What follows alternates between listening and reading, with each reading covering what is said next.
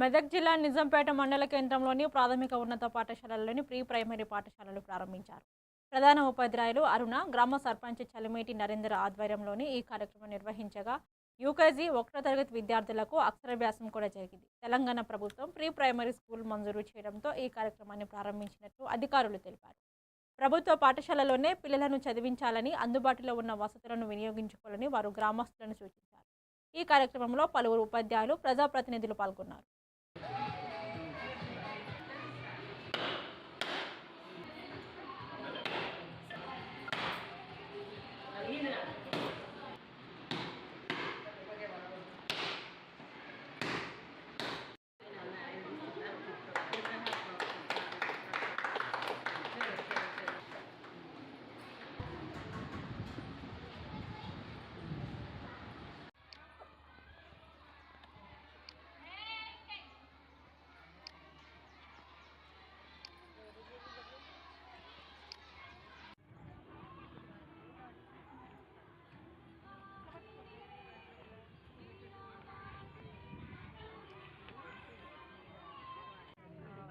తెలంగాణ ప్రభుత్వం